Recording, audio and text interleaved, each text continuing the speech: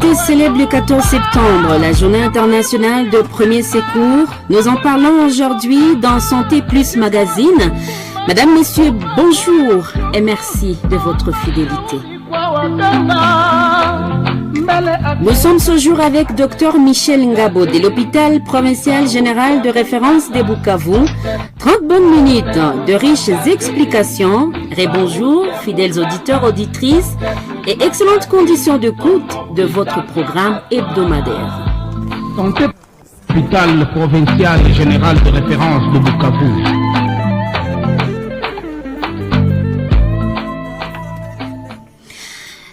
Bonjour, docteur Michel Ngabo, bonjour. Bonjour madame. Vous allez bien? Oui, je vais bien. Il fait un peu froid à Bukavu, hein? Oui, Nous espérons que ça va quand même chez vous. Oui, ça va bien, je ne me plains pas. D'accord. Alors, vous êtes de l'hôpital provincial général de référence de Bukavu, je viens de le dire. Vous êtes également spécialisant en médecine des urgences. Oui, oui. Pourquoi avoir choisi cette orientation pour vos études, docteur? Je veux dire, pendant la période où j'étais encore étudiant à la faculté de médecine, j'étais vraiment fasciné par les interventions qui se faisaient de façon urgente, donc des interventions médicales qui donnaient des résultats à l'immédiat. Or, la partie de la médecine qui vise à pouvoir agir dans l'immédiat et à obtenir des résultats visant à sauver la vie, c'est pratiquement la médecine des urgences. Voilà pourquoi j'ai décidé de pouvoir m'orienter dans ce genre de filière.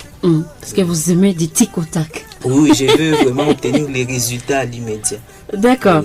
Urgence médecine des urgences, docteur, mkiswahili tunaelewa hii? Mkiswahili inaweza sikilikana kama kinganga ya kusaidia watu kurekipere afya mbio mbio. Donc kuepusha kifo. Kifo yenye inaweza kuya mbio mbio. Ndio vile mimi ndeza sikia ile kinganga ya vile urgence. Na unasema ulichagula juu ya nini? Nilichagula kwa sababu mimi nimependa ile kazi ya kinganga yenye inapataka suluhisho mbio mbio, kwa sababu kuko watu wenye wanapataka shida ya afya na wanaomba munganga aagir atumike mbio juu ya kuwasaidia kurekipere. Bila hiyo kifo itakuya. Ndio maana niliona kazi ya urgence ni ya mzuri parce que inasaidia kufanya hivyo. D'accord. On vient de le dire, tarehe 14 ya hii mwezi wa kenda, ulimwengu ulisherehekea sikukuu ya premier secours, ama hiyo namna hizo geste za mtu anafaka juu ya kusaidia mtu ambaye analemewa na magonjwa. Tutaelewa namna gani premier secours, docteur? Premier secours ni ensemble, inaweza kuwa ensemble zile matendo yote yenye mtu anafanya. Inaweza kuwa matendo ya kusaidia mgonjwa apate afya mbio yenye nafanyika nje ya hospitali. Donc mbele mtu afike kwenye hospitali, ile matendo yote yenye napashwa fanyika juu ya kumsaidia a retrouver santé yake ndio inaweza itiwa premier secours. Nani ndio iko censé kufanya hizo premier secours kwa mgonjwa mwenye analemewa? Population yote iko sanse kufanya ile premier secours. Mara mingi magonjwa inafikaka en dehors ya hospitali ya chio ya afya, na en dehors ya chio ya afya ni nguvu upate munganga. Reste ya population yenye inakutaniwa saku kwa mtu mwenye anaumizwa na mwenye ana necessite intervention rapidement mbio. Kila mtu anaitiwa kufanya ile matendo ya vile kwa sababu inaweza kusaidia kusauver maisha. D'accord. On espère qu'au cours de cette émission, auditeur va nous dire unataka tufa banganga. Docteur Michel. Unataka tufa na shi banganga, unataka acha kazi yako madame Nagani. C'est quoi l'idée derrière ça? Ide ni kusaidia mgonjwa mwenye anaumizwa afike kwa hospitali na ngali mzima. Exactement. Na ndio maana hata kama haiko ile danger nafika na haiko mbele ya munganga, mtu mwenye iko karibu yake kama iko entraîné mzuri anaweza msaidia kulimite madega na kufaire en sorte que anafika mikono ya munganga na ngali mzima na banganga wanaendelesha kazi. Espérons que ceux qui nous suivent depuis la maison, dans vos véhicules, dans vos chambres, dans vos bureaux, aujourd'hui, vous allez vraiment apprendre kidogo hicho tutajifunza partir avec Dr. Ngabo atatupatia maexemple mbalimbali ndio tunaweza faa personnellement mcommunauté tu, parce que kila siku watu wanakumbwa na shida ya magonjwa, mtu anaingia mwa conscience, mtu anasenye na atujue, ona mtu anaweza tetemeka docteur ayo atafanya hii. Mais aujourd'hui, vous allez, j'espère en tout cas de tout cœur que vous allez nous aider à comprendre qu'est-ce qu'on peut faire dans ces cas-là en termes de gestes de premier secours. Mon Kiswahili, c'est toujours bien pour que des auditeurs nous comprennent, s'il vous plaît. Alors, kuko ma geste mingi zenye zinaweza fanyika en fonction na situation yenye mgonjwa anajikuta ndani. Je vais donner un exemple ku ma geste fulani zenye ni za maana sana. Tunatoa exemple kama unajikuta mbele ya mgonjwa mwenye bon, d'abord, avant uanze fanye des gestes za premier secours, avant uanze saidia mgonjwa mwenye ko mudanger, mtu mwenye ko mudanger, kunapaswa kwa préalable mbili zenye unapaswa jiassurer. Kitu ya kwanza unapaswa kwa certain kama na wewe hauko mudanger. Ndapana exemple, unaweza kwa unaona mtu moto ya courant inamkamata na kwa electrocuté. Hautenda na wewe gusa ule mtu mwenye akode kile juu na wota kwa electrocuté. Donc kitu ya kwanza ifo unajirassurer kama na wewe uko umwe mu sécurité. Juu kama na wewe uko mu danger, hawezi secourir mwingine mweko mu danger. Ifo wewe peko kwanza utoke mu danger. Sinon utatuma inakuwa sasa batu bawili sasa njo bata nécessiter ma secours sana ona kamatika mwa ile danger. Exact. Kitu ya pili, il faut faire ce qu'on appelle appel à l'aide. Mara mingi kama uko wewe peke noko na moyen ya kuita bakusaidie inakuwa mzuri, kwa sababu kama uko karibu ya mgonjwa mwenye mtu mweko na shida ya afya inaweza kuwa facile kama mko bawili wala batatu wala baine kumsekurike kama uko wewe peke. Alors kama uko na telefone unaweza ita n'importe qui akikusaidia. Ile ndio au bajirani ba pale pembeni biliko disponible. Ndio wala bajirani ba pembeni banaweza kusaidia. Ile ni amana sana. Alors pale sasa ndio tunaweza pita sasa kuongea juu ya maakte zimwa za kufanya zenye zinaweza sauver maisha. Na hapana, example ya kwanza ni kama unaona kuko mtu par exemple wanakuwa victime wa ajali, accident de circulation, anagongewa na gari kisha anaanza senye. Et ça c'est fréquent, hein? Oui. C'est fréquent, docteur. Ndio. C'est vraiment très fréquent. Alors wewe sa uko pale kuko maakte zenye unaweza fanya rapidement zenye zinaweza saidia au tatunza ile saignement, mais seke unapashwa fanya sorte que mgonjwa asijivide damu na kusudi empêcher mgonjwa asivide damu. Kuko maakte zoneza fazi azinesesite ukwe na wewe munganga, hata mtu mwenye hakusoma kinganga anaweza zifanya. Par exemple, acte ya kwanza unaweza toa la mouchoir una comprimer kwa ile kilonda. Kukomprime ndio nini? Kukomprime manake unatoa la mouchoir unefunga kabisa nguvu kisha unaitia kukilonda kisha unaponda kabisa kukilonda. Muma situation zimwa inakuwa efficace, damu neja acha kusenye, surtout kama haiko kilonda ya sana. Alors unaweza fa kama ulikomprime vile unaona damu inaendelea na senye, kuna kwaka kumwili ya mtu fasi kwenye kiponda unaweza sikia saa vile kuko kuna piga. Njoo kwa tunaitaka mapu en français en médecine. Alors ukikomprime kuna kwaka sasa en fonction kwenye kilonde ko localiser, ukikomprime pale inaweza saidia saignement inapunguka. Je donne un exemple, kama par exemple mtu analumia kumkono, analumia kumain, kumkono kubidole neko na senye sana, unaweza ponda hapa ku niveau ya coude, mukijigusa hako munaweza sikia saa vile kutoke kwa kina dunda. Ile ni damu yeko napita ndani ya artère na njoko. Je me touche aussi. Ndio, vous pouvez vous toucher, vous allez sentir le pouls. On appelle ça le pouls fémoral. Alors, inafika kama ukikomprime pale mzuri, inaweza saidia damu kusitoendelea napita. Alors kama malgré kukomprime pale unasikia damu inaendelea tunapita, unaweza funga ce qu'on appelle garo iko sa vile étoffe wala kamba ya munene yenye unaweza unafunga yule ya kilonda kusudi iponde ile arteri ile mshipa ya damu yenye inabeba damu kukilonda, ikiiponda itasaidia saignement kuarete. Lakini ukifungele ifo kufungele garo mzuri, unefunga nguvu sana kusudi mpaka saa damu inacha kupita. Na so nefunga ifo kufikisha mgonjwa mbio sana kwa hospitali. Kwa juu kama unakawia kumufikisha kwa hospitali, ile parti yote yenye damu haifike tena inaweza pata probleme na italomba inaweza oza en quelque sorte. Nenalomba mkono yake katio. Mwele minute mbili docteur.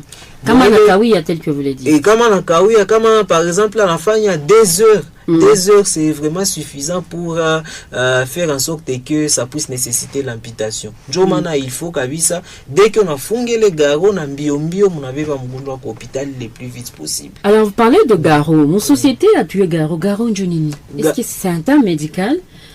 En communauté on peut substituer ça kwa njoo ile panya ama mshwara nyo lisema. Unaweza funga tapa, unaweza ta tola chemise onechana unakuwa na kitope n'importe quelle étoffe yenye utafunga de façon circulaire unakaza sana. Inaweza kuwa ta kamba kabisa ya mzuri ya kabambi kabisa yenye utakaza inaweza jouer role ya garo. Na pale kwa tafuta taxi ya kukimbizia mtoto mgonjwa kwa hospitali effectivement. Na njoo maana unaweza kuwa na njoo maana nalomba ku faire ce qu'on appelle appel à l'aide. Juu unaweza kuwa unafunga ile na mwingine iko naita deja. Alors ile ni mkaya accident yenye mtu alisenye. Ndio. Kumkono. Oui. Binafika sama mtu anasenye kukichwa. Ndio. Alors mtu akisenye kukichwa hawezi funga garo parce que hakuna kisu unaweza comprimer artère ya kukichwa. Donc mshipa damu ya kukichwa, mishipa damu yenenda kukichwa ni bima mishipa vya kabambi njo bima carotide na binebeba damu ku cerveau. Donc hakuna kisu ukibi cerveau itakosa damu, na cerveau itakosa damu c'est très grave, mtu ata perdre connaissance. Donc mwa ile situation za vile ni étoffe tu kabisa ya kabambi njo unaweza appliquer kwa ile kilonda, una appliquer nguvu sana kabisa, hata ma étoffe za mingi unaziappliquer ponda kabisa nguvu pale kwa ile kilonda, tout en espérant que ça va pratiquement permettre à ce que l'hémorragie puisse stopper. Kisha na mnakimbiza mtu kwa hospitali. OK. 097 78 49 678 097 78 49 678. Merci de nous rejoindre dans Santé Plus Magazine, une émission de l'hôpital provincial général de référence de Bukavu. Nous sommes avec Dr Michel Ngabo. Il est en train de nous expliquer les premiers ou les gestes des premiers secours. Et le cadre accident. Est-ce que le cadre accident toujours chez communauté de censé intervenir avant de faire l'hôpital, docteur? Kuko kaza mingi. Je peux donner un exemple. Muka fausse route. Voilà inhalation ya objet yenye na boucher ma voie respiratoire. Ko batu yenye bana jetufa kaju alimeza kitu, alimeza un corps étranger. Alors que huko kushingo kuna kwa tio mbili, kuko tio ya mbele yo inabeba hewa kunivua ya mafafa na inatosha hewa mafafa inebeba inje. Kuko tio ya nyuma yo inabebaka chakula kunivua estoma. Alors chakula yenye tunakula la kitu ke tunatia mkinywa biko sansenjo kuenda mwa ile tio ya nyuma ya estoma ndio tunaitaka esophage. Alors au cas où par accident unameza kitu inaweza kwa tatongi ya ugali. Unafanya fausse route ole iende ngambo ya estoma inaenda mwile tio ya mbele ndio tunataka trachée inaleta hewa kunivua ya inani, utashindwa pumua. Alors pale kuko majeste zenye zinaweza fanyika. Geste ya kwanza yenye inaweza fanyika ndio tunaitaka les claques dans le dos. En fait ni makofi ya kupiga mgongo. Vraiment makofi. Makofi kabisa sana. Mgongo wapi précisément? Colonne vertébrale. Ndio kukolon katikati tu ya mgongo, ngambo ya kifua. Unapiga kabisa makofi kabisa sana. Objectif ni kufaire en sorte que una déclencher kigozi. Ndio sa kigozi na kwa déclencher inaweza saidia ile corps étranger inatoka ma voie respiratoire na mtu anapumua mzuri. Kuko ingine ndio tunaitaka manœuvre de Heimlich. Manœuvre de Heimlich ni unaingia nyuma ya mgonjwa mweko nashindwa pumua, unatia mikono yako yulu ya entre kifua na estoma, donc hapa ku estoma yulu ya tumbu hapa ku estoma, kisha una comprime nguvu sana, unafanya compression kabisa za nguvu, ndio hata 5 compression ya nguvu sana. Objectif ni kuongeza pression ndani ya kifua kusudi ipermete kutosha hewa mkifua yende inje, na saa inatosha hewa ikitoka na pression, ile corps étranger yenye iko na boucher ile njia ya hewa itasukumiwa na hewa yenye iko natoka mkifua na inetosha inje, na mtu expire netosha inje. Inaweza saidia. Et ça, c'est valable kubakuba taxi kubado. Parce que tout ça maintenant wanakula vitu wenye vinaba compliqué et tout. Là les apewa tu zile makofi vile kumugongo par exemple. Ndio mtoto c'est plus makofi. Ndio ni nguvu kufanya emlich kwa mtoto, mais mtoto ni makofi. Unamulalisha en quelque sorte, unatia tumbu kumkono yako mgongo yulu, anagiozia sura chini na kinywa chini, kisha unapiga ile makofi kumugongo. Objectif ni kudéclencher réflexe à tout. D'accord. Alors, on en a ça, moi, docteur, mutu, iko inconscience. Ndio, oui. Pas qu'on a paniqué, ouais, en tant que mutu wa communauté, ou ufanye avant, bien sûr, afike hôpital. Ça aussi, qu'est-ce que vous pouvez dire en termes de gestes de premier secours? Ça, mutu comme inconscience, donc, en quelque sorte, c'est pratiquement un malade qui ne sait plus réagir avec l'environnement extérieur. Et il y a 2 risques, au fait. Mutu anaweza kuwa kwa inconscience, mais cœur qu'on abattre mzuri, donc cœur iko, lakini risque yenye iko plus mwile situation ya vile ni le fait que mweta inconscience lulimi inaweza chuter nyuma ya gorge, nikishite nyuma ya gorge inaweza boucher ile tio inapitisha hewa, inatosha hewa nje nebeba ndani ya mapumo na mtu anashindwa pumo. Deuxième chose, muma état inconscience, ma sécrétion, ma bitubitu ya maima inaweza jiakimile mukinywa. Si je donne un exemple kwa watu wanazimia, par exemple mapofu zinajiakimila kama mukinywa, na anaweza fanya fausse route, ile mapofu ole ingie ndani ya tio ya estoma, inenda ku estoma, inaingia mwile tio ya hewa, na ile inaweza empêcher mtu kupumua mbaya. Njo maana mwenye ko mo inconscience, ce qu'il faut faire ni kumutia mu position latérale de sécurité. Ce qu'on appelle position latérale de sécurité, make unamukushele côté moins, unamulalisha côté moins. Analalia pembeni. Analalia pembeni. Ouais. Analalia makota. Analalia peut-être ku ngambo ya ku gauche. Okay. Anaweza lalia ku ngambo ya ku gauche wala ngambo ya ku droite. Comme ça, il est à permettre d'éviter langue sichité nyuma et si boucher ma voie respiratoire, mais aussi ça va permettre à ce qu'on soit capable de pouvoir évacuer les sécrétions zenyeziko zinaji accumuler ndani ya kinywa, comme ça zisiende boucher pratiquement ma voie respiratoire. Mais kwa mwanamke wa mimba, on préfère kumulalisha du côté gauche, du côté gauche paria du côté droit.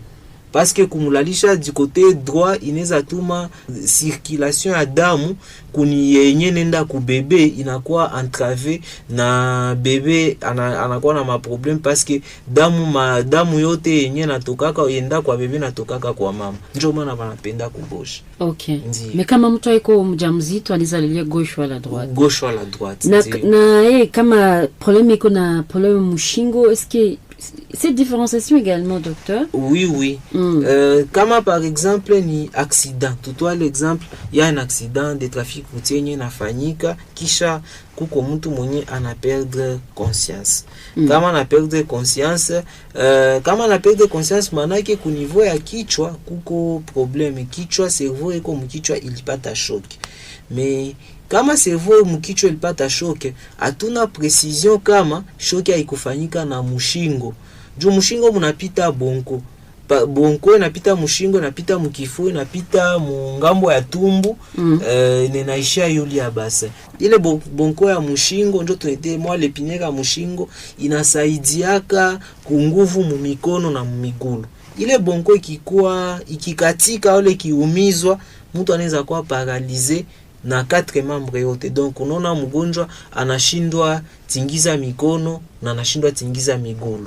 Alors kuna kwa kasa moya mamifupa yenye le bonko inapita mozineza kwa zilivunjika, me bonko yoyo haikuumizwa. kama munanyangula mgonjwa mubaya alo na mutia mwa ile position latérale ya sécurité, wala unamunyangula mbaya, inaweza tuma muna déplacer ile mifupa yenye livunjika, inenda umiza ile bonko, na sena lumiza ile bonko, ça va faire en sorte que mgonjwa anabakia paralysé, hata weza tingiza hata mkono na hata weza tingiza hata mgulu, et ça c'est très très grave. Ni kusema docteur, kama accident napitikana ndiso kona isema, na tuna uhakika kama shingo ilikuwa affecté, ndio tutanyangula yeye mtu, nasema tusumlalishe pembeni ngambo na ngambo, ndio tunamweleka tutamunyangula yeye. Il faut kumulalisha sur un plan dur, donc kwenye kuko kabisa hata quelque chose comme une civière wala kumbao wala hata kusima chini bien, kisha munapasha kwa batu batatu, mumwa anaingia kumigulu, mumwa anaingia ngambo ya mikono na tumbo, na mwingine anaingia kukichwa. Ule mweko kule kukichwa atabana kichwa mzuri na immobiliser pamoja na shingo, kichwa sitingizike na shingo sitingizike. Kisha munamunyangula na utaratibu na mtia kusivier na banyangulia wote kulimoya genre 1 2 3 kisha bananyangula. Oui, c'est ce qu'on appelle soulèvement en bloc en quelque sorte. D'accord. Oui. Kusudi ina permettre shingo si bouger, na pale munamutia ku plan du wala siviera mzuri na munaweza mbeba kwa hospitali. Okay. Ndio. Mtoto sama na lungula ku nyumba. Oui. Au mtu mkubwa. Réflexe ya mkadre ya premier secours inaweza kwa nini? Kama kuko mwenye na lungula, que ça soit un enfant ou un adulte, la première chose à faire ni kumwangia mai ya baridi. Ya baridi sana kabisa, na permettre ku minimiser étendue na profondeur ya ile brûlure. Inasaidiaka sana parce que kama umwangi mai ya baridi, en fait kuna kwa ka stade ya brûlure. Kwa mabrûlure yenye inarandraka tu inageuza ngozi na kwa rouge, ndio tunaitaka premier degré. Na kuko zile zingine yenye itavimbisha ngozi, inakuwa comme si kuko mai yenye na jakimile chini ya ngozi. Kama kila mtu ashalungula anaweza ile ya tatu ndio na chimba kabisa shimu kabisa ya sana. Alors kama par exemple mtu alilungula, ukimumwangia mai ya baridi inaweza saidia ile kilonda isikwe profonde sana. Inaweza kwa par exemple yenye ingeenda mpaka kushimu mpaka kumufupa, mekoni mumwangia mai ya baridi ita réduire profondeur ya ile kilonda, na kwa par exemple juste tout ile ya kupandisha premier degré wala deuxième degré en quelque sorte. Maana mtu par exemple mai ya bugali kwa tokota, mtu inamumwangiki. Ndio. Pale ana mwanga naye ya baridi. Ya baridi, ndio. Ndio vile faut kufanya. Hapana kutia matope cette fois-ci. Hapana matope, bien matope évidemment. Chers auditeurs, vous êtes à la maison, vous êtes chez vous en train de nous écouter. Nous sommes Santé Plus Magazine, une émission de l'hôpital provincial. Nous espérons que franchement, malheureusement, le temps il sera toujours jaloux au docteur. Par rapport à comment est-ce qu'on les a cédé à Moutomoko en difficulté avant à Fike Kubanganga. Parfois embouteillage, parfois hakuna gari, mais où le mtu asikuve non kupale, non chasikia ya émission en santé, il y a hôpital provincial. Il y a un auditeur, c'est la Makosa Papi, mwenye analyse à quel traitement d'urgence peut-on appliquer à une victime de morsure de chien, arrachée ou de serpent. Mtu malilumiwa na nyoka ama na imbwa. Voilà. Mwenye alilumiwa na nyoka, souvent on disait dans notre société, il paraît que pierre noire, il croit qu'à très efficace dû à ma morsure à serpent, mais pierre noire il n'a quoi qu'à très difficile à pouvoir trouver. En tout cas, la probabilité est réduite du fait que mutu alumie mbele yako na kwa effectivement la pierre noire est disponible que sous appliquer. Alors avant on demandait, on préconisait à ce que on puisse placer un garrot pour empêcher pratiquement les venins de pouvoir migrer à travers la circulation sanguine et j'y répandre comme il y a. Mais actuellement, il est hypothèse chaque fois abandonné. On préconise ne rien faire. Kama mtu analumiwa nyoka et on a mouvé tout directement à l'hôpital. Et en tout cas, il y a des recherches qui sont sorties na bali constata que il est garrot à kutia iko inefficace na ineza même ata entraver la circulation sanguine, ce serait très grave.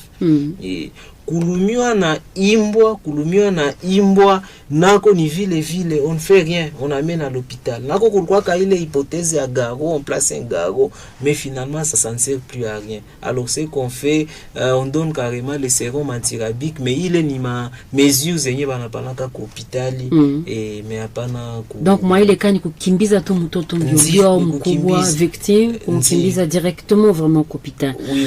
Parfois mtu mko na magonjwa troisième âge, diabète, le reste. Oui. Unaona mtu ana quoi inconscient du coup. Oui. Docteur. Oui, justement inconscience kuba diabetique inaweza kuwa jina vitu viwili, soit sukari inaongezeka wala sukari inapunguka. Alors sukari inaweza ongezeka juu diabetique par exemple aliacha traitement alors sukari inapanda, ou alors sukari inapunguka justement parce que le traitement a été surdosé, l'insuline par exemple, et là la glycémie va diminuer, tunaita hypo wala hypoglycémie. Il y a une hyperglycémie. Alors la différence entre les deux c'est que l'hyperglycémie yoyo hayuwaki à l'immédiat, yoyo neza fata 6 heures 8 heures de temps avant ikuue ile sukari kupanda. Mais il est hypoglycémie sukari kushuka to et njo tuneta hypo, en tout cas ça tue dans la minute, dans 1 ou 2 minutes vous pouvez perdre un patient comme ça, un malade comme ça. Alors par mesure de prudence, attaque kama ni diabétique mwenye na tomber en coma, donnez du sucre, donnez kwanza du sucre. Maya sukari. Oui, du sukari kupanda, yo haina problème, on sait gérer ça à l'hôpital. Mais sukari kushuka, yo inaweza haiwezi kuacha hata wakati ya kufikisha mgonjwa kwa hospitali parce que dans la minute ishamu. Alors comme on ne sait pas s'il s'agit d'une hyperglycémie ou une hypoglycémie, c'est mieux de donner du sucre comme ça. Si c'est une hypoglycémie, on sauve une vie. Si c'est une hyperglycémie, on peut aggraver un peu les dégâts, mais à l'hôpital on sait gérer ça. Oui. Non, c'est beau ça, docteur. Oui. On est à la fin de l'émission, docteur. Est-ce que vous avez un autre... il y a une autre méthode de premier secours bouche à bouche. Est-ce qu'il y a une quoi, docteur? Normalement, actuellement, on déconseille la technique du bouche à bouche qui vise à pouvoir aider une personne qui a des difficultés à respirer en faisant des insufflations au sein de la bouche. Voilà, en coup, il y a bouche à nez, donc on ferme la bouche, on souffle au niveau du nez. Alors, étant donné que la plupart des cas, il n'y a quoi quand ma situation à ville, c'est souvent associé à des problèmes infectieux ou qui font à bouche, tu risques de choper toi-même des infections et ça peut être grave. Alors on a déjà préconisé d'abandonner cette situation. Mais il arrive des fois où on peut faire ça. Je ne recommande pas ça, mais à un moment donné, quand tu as un proche qui est en danger et tu es à la maison, comme par exemple un parent, au lieu de le laisser mourir, même s'il a une infection, autant mieux que tu tentes de laisser courir. Et même si tu chopes l'infection, on va vous soigner vous deux, au lieu de laisser le parent mourir comme ça. D'accord, docteur. Alors, qu'est-ce que vous pouvez dire à de nombreux auditeurs qui nous écoutent en ce moment? Nous parlions de l'importance de gestes des premiers secours. Oui. Est-ce que désormais, quand même, on n'a pas, c'est vrai, on n'a pas tout dit, mon cadre premier secours, mais de manière concluante, mon cadre émission. C'est que les premiers secours intéressent toute la communauté parce que souvent les problèmes sanitaires se déroulent loin de l'hôpital. C'est pratiquement rare qu'une personne puisse avoir un problème de santé immédiatement lorsqu'elle est à l'hôpital. Normalement, les choses tournent mal lorsque la personne est encore à la maison. Voilà.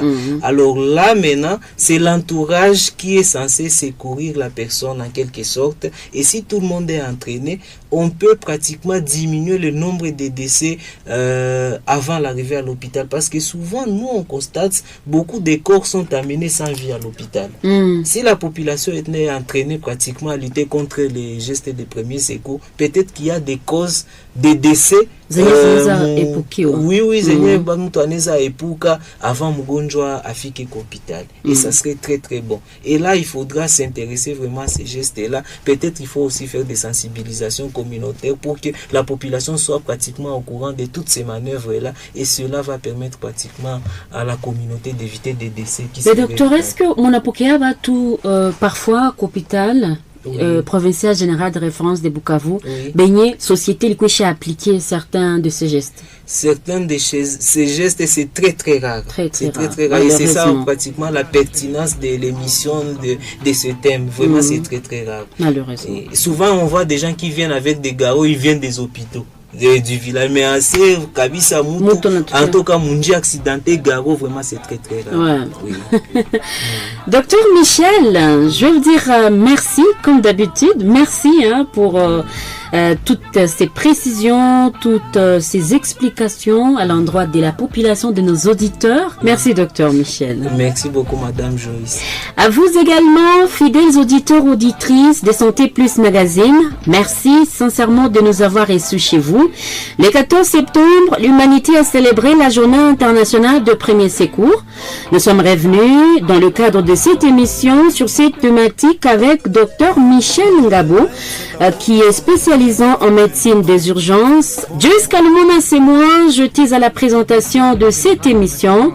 Je vous dis à la semaine suivante pour de nouvelles de votre hôpital, de notre hôpital en traitant. Portez-vous bien. Au revoir.